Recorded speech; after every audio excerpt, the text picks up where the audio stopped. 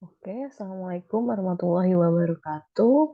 Pada kesempatan kali ini saya akan menjelaskan tentang investasi dalam efek untuk mata kuliah manajemen keuangan 1, di mana ini merupakan pertemuan terakhir pada mata kuliah manajemen keuangan.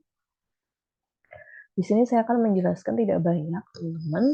Jadi harapannya teman-teman bisa mencari sumber lain, tidak terpaku pada PowerPoint saya. Oke, langsung saja ada investasi dalam efek.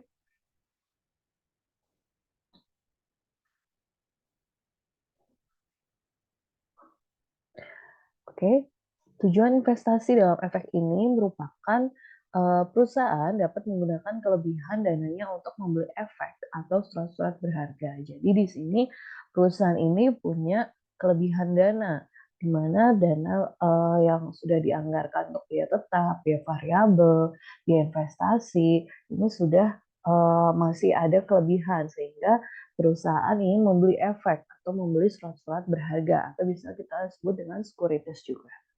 Tujuan pembelian surat-surat berharga itu yang pertama menjaga likuiditas merupakan investasi sementara atau temporary investment dan digolongkan dalam aktiva lancar. Jadi tujuannya itu buat menjaga likuiditas perusahaan, menjaga likuiditas investasi biar aktiva lancar itu terus berjalan. Yang kedua, pendapatan dari dana yang ditanamkan dalam efek merupakan investasi jangka panjang dan bukan kelompok aktiva lancar, namun masuk dalam golongan aktiva tersendiri yang disebut dengan permanent investment. Atau bisa juga nih tujuannya biar adanya pendapatan dari dana yang ditanamkan dari si efek tersebut atau dari investasi jangka panjang. Jadi bisa pendapatan yang dimaksud di sini bisa dalam bentuk return ya, return bagi hasil dari adanya kita menanamkan modal pada efek atau pada sekuritas yang nanti bisa digolongkan pada aktiva tersendiri atau bisa disebut dengan permanent investment. Oke, jenis investasi dalam efek di sini saya hanya menjelaskan 3. Yang pertama ada obligasi, yang kedua saham preferred, dan yang ketiga adalah saham biasa. Di mana obligasi teman-teman bisa temuin ya, ini di bank-bank juga banyak obligasi. Di sini surat pengakuan hutang yang diterbitkan oleh pemerintah atau perusahaan atau lembaga lain sebagai pihak yang berhutang yang mempunyai nilai nominal tertentu dan kesanggupan untuk membayar bunga secara periode atas dasar persentase tertentu yang tetap. Dan surat tanda bukti bahwa pemegang obligasi ini memberikan pinjaman utang bagi emiten penerbitnya. Obligasi ini merupakan instrumen pasar modal yang memberi pendapatan tetap. Jadi kayak obligasi ini memberikan pendapatan yang tetap dibandingkan dengan kayak trading gitu ya. Dia lebih menjanjikan obligasi karena obligasi ini langsung yang menerbitkan ini bisa pemerintah atau perusahaan atau lembaga yang memang mempunyai nilai nominal untuk memberikan kesanggupan membayar pada periode yang sudah dijanjikan. Penentuan besarnya ini bisa kita hitung dengan rate of return, di mana besar rate of return atau yield dari obligasi akan dipertahankan sampai hari jatuhnya atau jatuh tempo ya di sini ya. Jadi misalkan obligasi ini harus dibayar setiap tanggal berapa, nah itu ya, itu akan memperoleh rate of return atau yield to maturity. Semua bisa dihitung dari sini.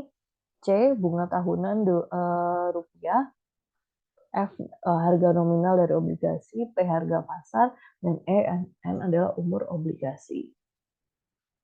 Lalu ada penentu nilai obligasi. Nilai obligasi didasarkan pada tingkat bunga yang sedang berlaku. Jadi di sini dilihat dari tingkat bunga yang sedang berlaku.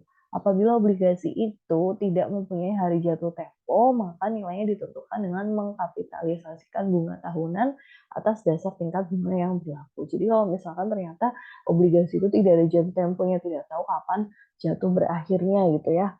Jadi kita bisa mengkapitalisasikan bunganya tergantung tahunan atas dasar tingkat bunga yang berlaku. Jadi misalkan ternyata tingkat suku bunga 10% hanya berlaku pada sampai dengan akhir tahun ini. Nah, itu berarti kita mengkapitalisasikan bunganya 10% itu sampai dengan akhir tahun ini. Cara menghitungnya yaitu nilai sama dengan bunga tahunan dibagi dengan diskon rate atau sama dengan R dibagi I. Contohnya, ada sebuah obligasi yang tidak mempunyai hari jatuh dan mempunyai nilai nominal 20.000. Jadi di sini dia nggak punya kapan nih jatuh temponya. Nah, nilai nominal obligasi itu 20.000, lalu harus membayar bunga sebesar 1.000 setiap tahun. Berapa nilai obligasi tersebut berdasarkan kondisi pada pasar saat itu di mana bunga yang berlaku adalah 4%. Berarti membayar bunga 1.000 dibagi 0,04 karena 4% hasilnya adalah 25.000. Berarti nilai obligasinya adalah 25.000. Lanjut yang kedua ada saham preferen. Saham preferen di sini disertai dengan preferensi tertentu di atas saham biasa. Dalam hal ini, pembagian dividen dan pembagian kekayaan dalam pembubaran perusahaan. Jadi saham preferen ini berbeda dengan saham biasa, dia di atas saham biasa, dia mempunyai preferensi seperti itu. Mempunyai preferensi saat pembagian dividen atau pembagian kekayaan gitu ya. Nah, cara menghitungnya untuk rate of return-nya berarti dividen per lembar saham preferen dibagi dengan harga pasar. Contohnya, ada PT Takano Bakery mempunyai saham preferen dengan nominal 10.000 dan membayar dividen tahunan sebesar 5.000 dengan harga pasar 75.000. Berapa besarnya rate of return dari saham preferen tersebut? Berarti 5.000 tadi, di mana 5.000 itu merupakan dividen per lembar saham, dibagi dengan harga pasar yaitu 75.000. Berarti rate of return dari saham preferen itu adalah 6,67%.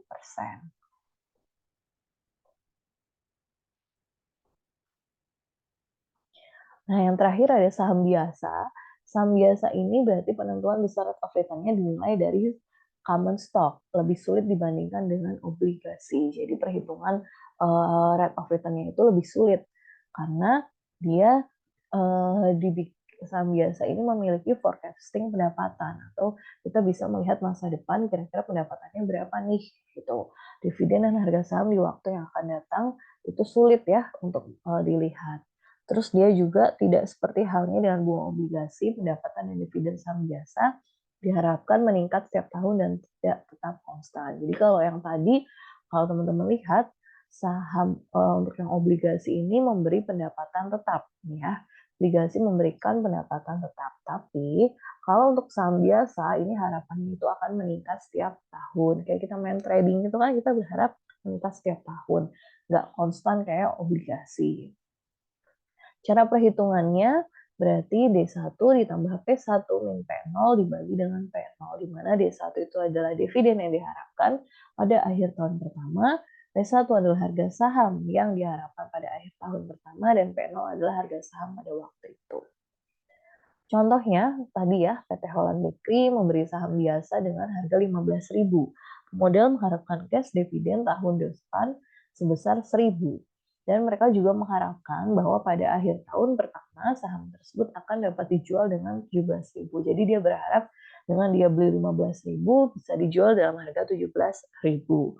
Berdasarkan data tersebut dapat ditentukan besar rate of return adalah berarti tadi dividennya yaitu 1.000 ditambah P1-nya harga saham pada akhir tahun pertama, dia berharap 17.000 dijualnya, lalu dikurangi dengan 15.000 saat dia beli, dibagi dengan si harga dia pada waktu beli, yaitu 15.000, hasilnya adalah 20%. Jadi dia berharap rate of return-nya itu sebesar 20%.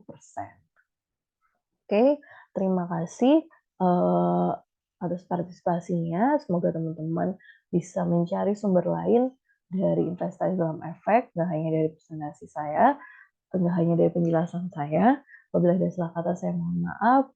Wassalamualaikum warahmatullahi wabarakatuh.